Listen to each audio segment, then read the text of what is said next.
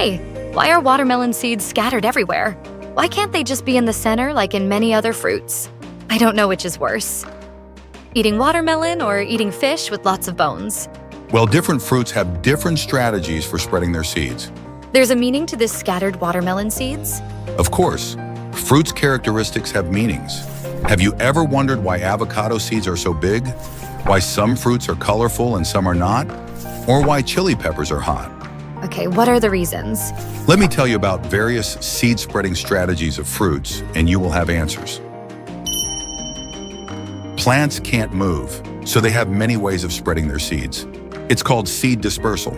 Some use wind, some use water, some even use explosion. One of the most common methods is using animals. Oh yeah, that's why plants make fruits, right? Yes, they make fruits nutritious and delicious so they are eaten. With seeds inside, of course. After an animal eats them, the animal will poop somewhere far away. The seed not digested is in the poop. That seed will one day grow as the new offspring of the plant. This is a typical animal dispersal. Okay, fruits are for animal dispersal. There are so many different fruits out there. Are saying each of them has different ways of doing this animal dispersal? Yes, let me give you some examples. Here's a melon, for example. Like many fruits, a melon has seeds in the center. If I were an animal, I will just eat the flesh around the seeds and throw away the rest. That's exactly what a melon doesn't want. A melon has two mechanisms to ensure seeds are swallowed.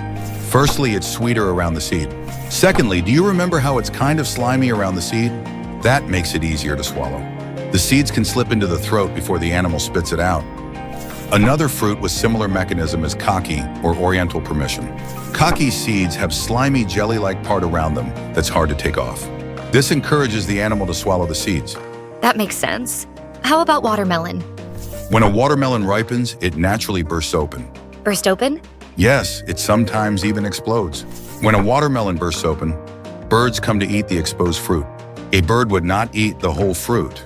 So if the seeds are scattered instead of concentrated in the center, there's more chance the bird will eat them. I see.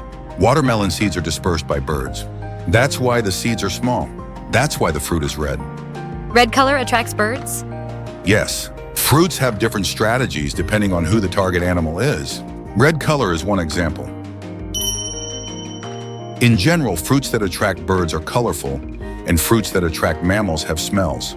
That's because birds rely more on their sight, while most mammals rely on their smell. Oh, I've heard that dogs can't really see well and use smell instead. Most mammals are like that. Red is a common color for fruit to attract birds.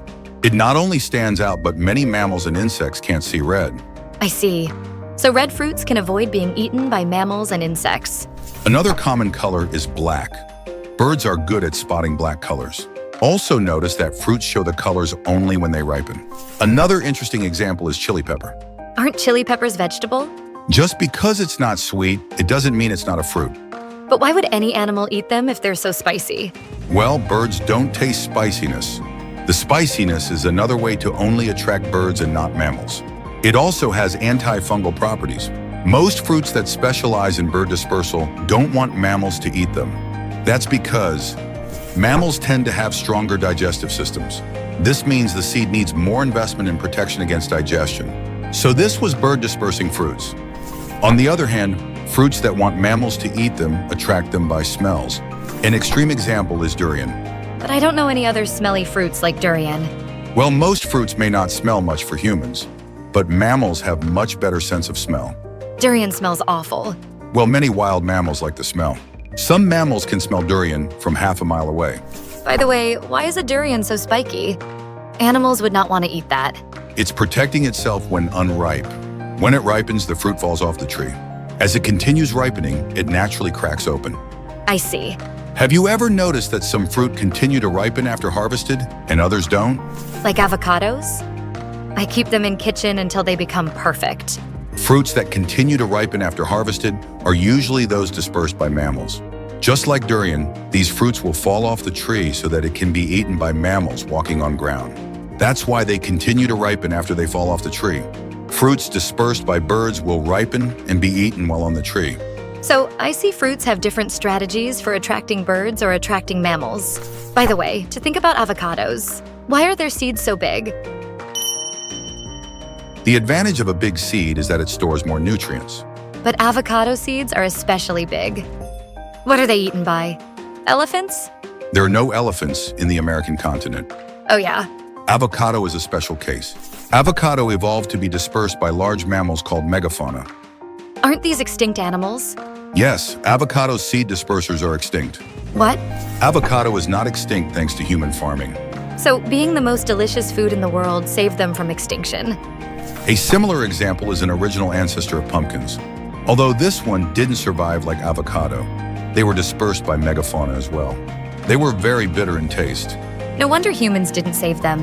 This bitterness made sure only megafauna ate them. Smaller mammals avoid bitterness. Megafauna probably didn't detect bitterness. It's probably because smaller animals die to less poison and therefore is more sensitive to bitter taste. It's like the chili pepper example. Exactly. Here's another example. What are these fruit leftovers? They aren't leftovers. They're whole. What?